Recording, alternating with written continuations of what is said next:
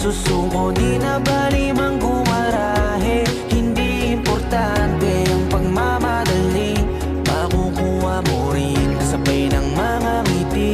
Hayaan mo na yung mga puro lang salita, walang makakapigil lalo kung meron kang tiyaga. Maniwala ka lang, panahon lang din yan, makakarating ka din sa tamang daan.